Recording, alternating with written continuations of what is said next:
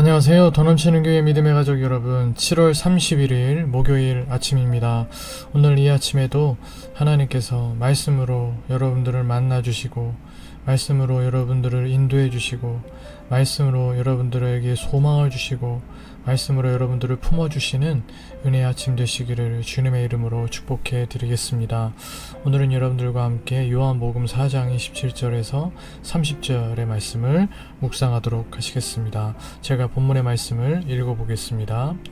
이때 제자들이 돌아와서 예수께서 여자와 말씀하시는 것을 이상히 여겼으나 무엇을 구하시나이까 어찌하여 그와 말씀하시나이까 묻는 자가 없더라. 여자가 물동이를 버려두고 동네로 들어가서 사람들에게 이르되 내가 행한 모든 일을 내게 말한 사람을 와서 보라. 이는 그리스도가 아니냐 하니 그들이 동네에서 나와 예수께로 오더라. 아멘. 먼저 본문 말씀에서 몇 가지 문장을 살펴보고 말씀의 은혜를 새기면서 은혜를 나눠보려고 합니다. 27절에 이상히 여겼으나 라는 말씀이 있습니다. 제자들은 예수님께서 자신들은 상종도 하지 않는 사마리아 사람, 그것도 사회적 신분이 낮은 여인과 대화하는 것을 보고 이상히 여깁니다. 유대인의 전통에 따르면 랍비가 여성들과 공적으로 대화하거나 여성들을 가르치는 것이 금지되어 있었기 때문입니다. 어떤 랍비의 계율에는 길거리에서 여자와 얘기해서는 안 된다, 설령 그 여자가 자기의 아내라고 해도 안 된다 라고 되어 있다고 합니다. 그러나 예수님께서는 이런 권위주의적이며 여성차별적인 유대인의 율법적 전통, 랍비의 전통에 규제받으실 분이 아니십니다. 그러한 인습에 매이실 분이 아니십니다. 반대로 한 영혼을 구원하기 위하여 최선을 다하시는 분이신 것입니다. 28절에 여자가 물동이를 버려두고, 예수께서 물을 마실 수 있도록 하려고 물 항아리를 두고 갔던 것일까요? 자신의 가장 깊은 곳을 꿰뚫으신 예수님의 지적과 가르치심, 그리고 25절 26절 예수님이 그리스도이심을 깨닫고 그것에 대한 놀라움에 압도되어 물을 기르러 온 사람이 물을 담은 물동이를 가져가는 것조차 순간적으로 잊었던 것입니다. 29절 와서 보라, 얘는 그리스도가 아니냐. 이 문장은 문법적으로는 가정형, 특별히 긍정적 회답을 기대한 가정형입니다. 다시 말해서 사마리아 여인은 이미 마음속에 예수께서 그리스도이심을 확신하였으나 매우 지혜롭게 사람들이 스스로 대답에 도달할 수 있게끔 질문하고 있는 것입니다. 자신에 대한 평판이 좋지 않다는 것을 충분히 알고 있었던 그녀였기 때문에 메시아이신 예수님께 대한 자신의 고백이 오히려 자신의 이야기를 듣는 사마리아 사람들의 예수님께 대한 좋지 않은 감정 또는 직접적인 반대를 불러올 수 있다라는 사실을 알았기 때문에 자신이 확신하는 말을 간접적으로 이야기함으로써 그들의 호기심을 불러일으키려 했던 지혜로운 말과 행동이었던 것입니다. 우물가에서 예수님을 만난 이 여인은 예수님을 알아가는 동안 삶이 변화되기 시작했습니다. 여인은 그토록 피해 다녔던 사람들 앞으로 나아가서 예수님이 자신을 만나주신 일을 전하며 그분이 그리스도가 아니시겠냐라고 말합니다. 자기 삶을 더는 부끄러워하지 않았고 사람들을 피해 다니지도 않게 된 것입니다. 우리 인생의 최종 결정권자이신 하나님께 인정받으면 그것으로 충분했기 때문입니다.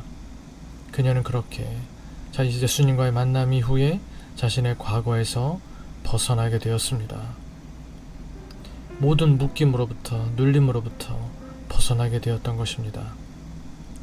창조주이신 예수님께서 이 여인의 인생을 새롭게 창조하여 주신 것입니다.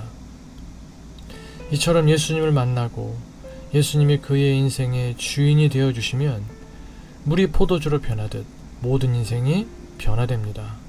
이것이 복음이며 복음의 능력입니다. 우리의 과거 상처와 허물들은 이처럼 복음 안에서 치유되고 변화됩니다. 수치와 상처와 단절이 전부였던 여인은 치유하심의 은혜를 받았습니다.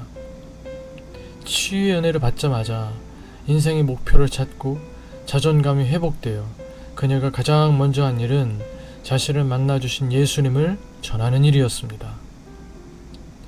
예수님을 만나고 나서 그녀의 상처가 사명으로 변하게 된 것입니다.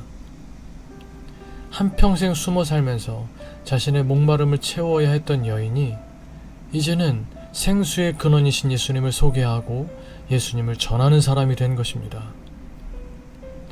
치유받고 자존감이 회복되어 예수님을 통해 사명을 발견한 사람은 진정으로 행복한 사람입니다.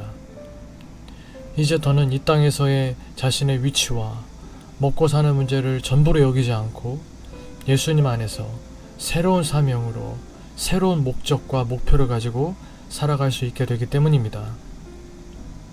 어떤 사람들은 바울처럼 예수님 안에서 급격한 변화를 경험하게 되기도 하고, 또 어떤 사람들은 조금씩 점진적인 변화를 경험하기도 합니다. 이처럼 상처가 치유되고 변화되어 예수님과의 관계를 회복하고 사명을 발견하게 되는 과정은 사람마다 다릅니다. 하지만 분명한 건 예수님 안에 있는 모든 사람이 이 변화를 경험한다는 것입니다. 급격한 변화이든 점진적 변화이든 이 변화를 경험하게 되고 이 변화의 과정을 거치게 된다는 사실입니다. 어떤 사람들은 상처로 둔 채 살아갑니다. 그러나 어떤 이들은 상처를 승화시켜 사명으로 바꾸기도 합니다. 자신과 똑같은 상처를 겪은 사람들을 돌보는 일에 자신의 경험과 아픔을 사용하는 것입니다.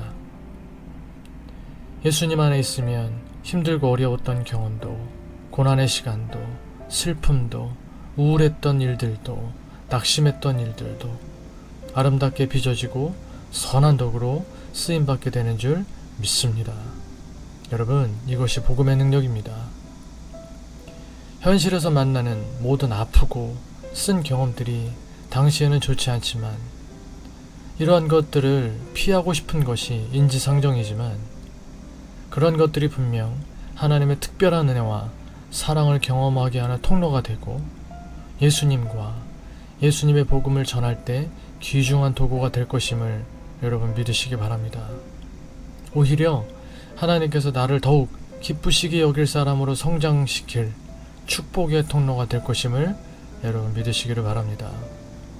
사도 바울에게는 큰 가시가 육체에 있었습니다.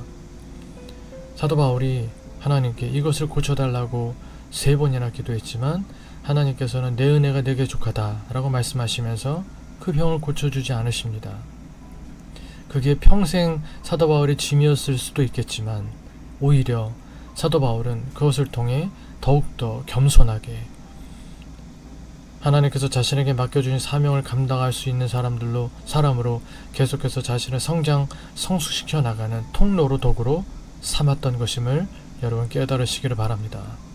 오늘 우리에게 있는, 오늘 우리가 만나는, 혹은 또 우리가 앞으로 살아가면서 만나게 되는 모든 아프고 쓴 경험들이 나를 하나님이 더욱 기쁘시게 여길 사람으로 성장시키는 통로, 또 예수님의 복음을 전할 때 그것을 통해 예수님의 복음이 더욱더 놀랍게 전하게 되어질 그런 통로, 도구가 될 수 있다는 것을 여러분 믿으실 수 있기를 바랍니다.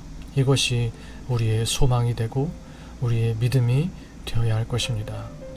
이 소망과 이 믿음 가지고 힘든 오늘을 잘 견뎌내고 살아내며 이러한 도구로 예수 그리스도를 전하는 저와 여러분들의 한날 한날의 삶이 될 수 있기를, 남은 인생들이 되실 수 있기를 주님의 이름으로 축복해 드리겠습니다.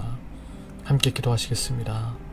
기도하실 때 오늘 나누었던 이 말씀을 기억하시면서 하나님께서 여러분들에게 주시는 기도 제목을 붙들고 여러분 기도하시고, 또 오늘부터 한 주간 동안 필리핀 딸락 지역에서 단기 선교를 진행하게 되는 우리 이유경 집사님과 우리 이주은 어린이를 위하여서, 또 사랑하는 우리 믿음의 가족들의 얼굴을 떠올리며 한 사람 한 사람을 위하여 또 기도하는 이 시간, 또 여러분들의 개인적인 기도 제목들을 위하여 기도하시다가 일상의 삶을 시작하실 수 있는 이 아침 되시기를 바라겠습니다. 함께 기도하시겠습니다.